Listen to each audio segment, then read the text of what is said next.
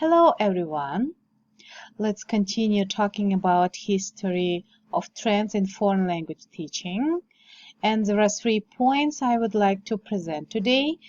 The first one, communicative language teaching. The second one, total physical response. And final point, the natural approach.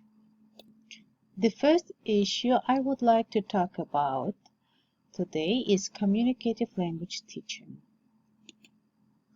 According to Richard and Rogers, a group of renowned linguists such as Widdowson, Candlin, Christopher Bramford, and Kate Johnson, among others, all of whom are well known for their work in this field, contributed to the communicative theory method on the basis of work carried out by linguists such as Furse and Holliday. Great importance is given in helping students to use the language learned in a variety of contexts. Particular emphasis is also placed on learning language functions, especially the communicative functions. They believe that the main goal in the learning process is the acquisition of adequate skills in the use of language as a means of communication. The main focus is on helping students to create meaning as opposed to helping them to acquire precise grammatical structures and acquire a level similar to that of a native. It is aimed for students to acquire the language by focusing on the development of communicative competence. To achieve this goal, teachers use materials that focus on the need to express and understand. Let's review the main objectives of this method. The first one, the development of communicative competence in students. The second objective, involving students in the learning process. And the last objective, the third one, giving equal emphasis to the 4 language skills like speaking, listening, reading, and writing. It's important to consider the key principle of this method. The languages should be submitted as used in actual cultural context. Learned language should be the vehicle of communication class. Pupils should be given the opportunity to express their ideas and opinions. Errors are seen as a normal process in the development of communication skills. Fluency is more important than accuracy. One of the responsibilities of the teacher is to create situations that promote communication. An additional function of the teacher is to foster student learning in the role of activity manager and communicative advisor. In this method, the student has a central role and the teacher acts as a mediator. Teachers talk less and listen more, thereby actively fostering student learning. The teacher provides motivation for the students to work with the language. According to communicative language teaching methods, language is used in 4 different ways. These ways are also called competencies. The first competence is discursive one, which refers to the student's ability to use the new language in speaking and writing. Teachers often call this skill fluency. The second competence, grammatical, which refers to the ability to use the language correctly, using the rules and features of the new language. This competence is also called precision. Next, the third one, social-linguistic competence. The student's ability to use language correctly in specific social situations. It's also known as adequacy. Strategic competence refers to the strategies for the effective communication when the student's vocabulary is insufficient and requires learning strategies. It's also known as efficiency.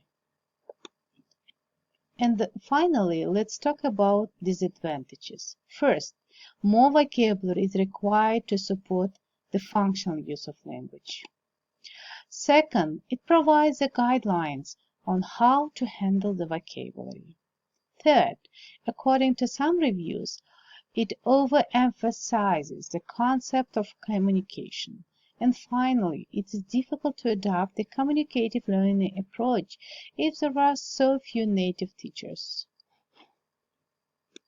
The second issue I would like to talk about is total physical response, TPR, which is a language teaching method built around the coordination of speech and action. It attempts to teach language through physical motor activity. This method was developed by James Asher, a professor of psychology at San Jose State University, California. It draws on several traditions, including developmental psychology, learning theory, and humanistic pedagogy, as well as on language teaching procedures proposed by Harold and Dorothy Palmer in 1925. Total physical response is linked to the trace theory of memory in psychology, which holds that the more often and the more intensively a memory connection is traced, the stronger the memory association will be and the more likely it will be recalled. Retracing can be done verbally by rote repetition and in association with motor activity. Combined tracing activities such as verbal rehearsal accompanied by motor activity hence increase the probability of successful recall. In a developmental sense, Asher sees successful adult second language learning as a parallel process to child first language acquisition. Asher claims the speech directed to young children consists primarily of commands which children respond to physically before they begin to produce verbal responses. Asher feels adults should recapitulate the processes by which children acquire their mother tongue.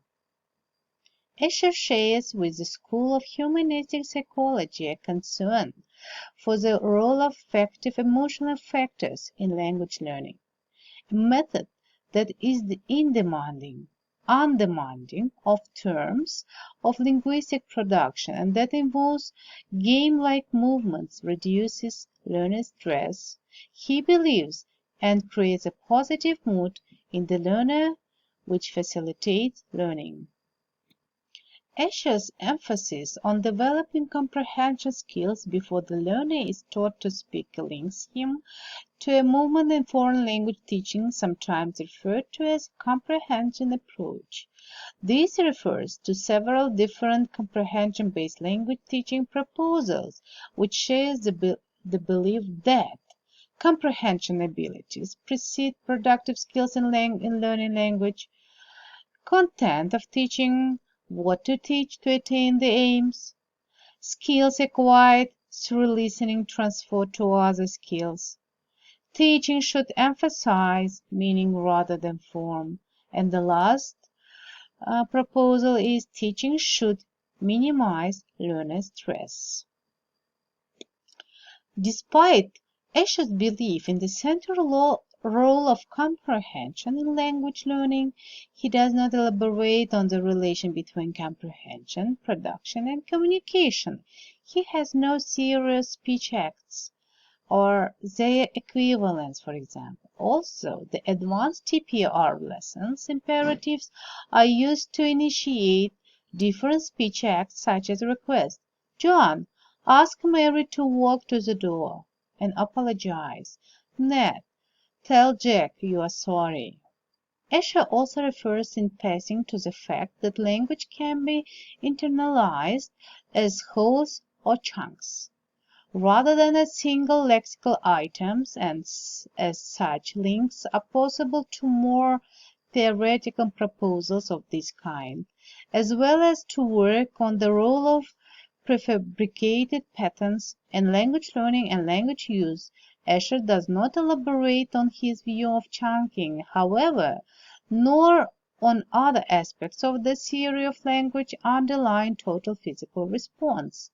We have only clues to what a more fully developed language theory might resemble when spelled out by Escher and his supporters. And the final point I would like to talk about is the natural approach. In 1977, Tracy Terrell, a teacher of Spanish in California, outlined a proposal for a new philosophy of language teaching, which he called the natural approach. This was an attempt to develop a language teaching proposal that incorporated the naturalistic principles researchers had identified in studies of second language acquisition. The natural approach grew out of Terrell's experiences teaching Spanish classes. Since that time, Terrell and others have experience with implementing the natural approach in elementary to advanced level classes with several other languages. At the same time, he has joined forces with Stefan Kresen, an applied linguist at the University of Southern California, in elaborating a theoretical rationale for natural approach, drawing on Kresen's influential theory of second language acquisition. Kresen and Terrell's combined statement of the principles and practices of the natural approach appeared in their book, The Natural Approach, which was published in 1983. The natural approach has attached a wider interest than some of the other innovative language teaching proposals discussed in this book, largely because of its support by Kresen. Kresen and Terrell's book contains theoretical sections prepared by Kresen that outline his views on the second language acquisition and section on implementation of classroom procedures prepared largely by Terrell.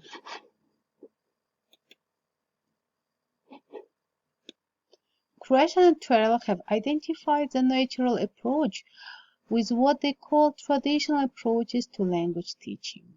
Traditional approaches are defined as based on the use of language in communicative situations without recourse to the native language, and perhaps needless to say without reference to grammatical analysis, grammatical drilling, or to a particular theory of grammar. Kresen and Terrell note that such approaches have been called natural, psychological, phonetic, new, reform, direct, analytic, imitative, and so forth. The fact that the authors of the natural approach relate their approach to the natural method has led some to assume chat, natural approach, and natural method are synonymous terms.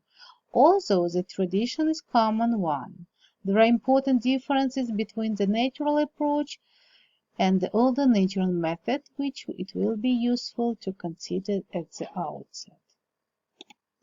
The natural method is another term for what by the turn of the century had become known as a direct method.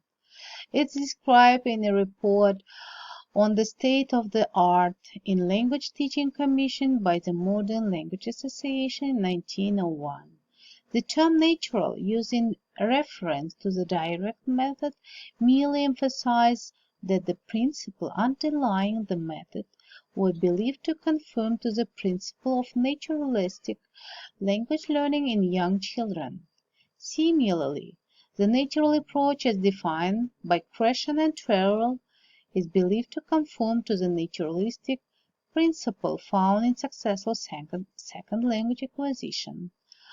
Unlike the direct method, however, it places less emphasis on teacher monologues, direct repetition, and formal question and answers, and less focus on accurate production of target language sentences. The natural approach, there is an emphasis on exposure or input rather than practice, optimizing emotional preparedness for learning and prolonged period of attention, what the language learned that here before to try to produce language.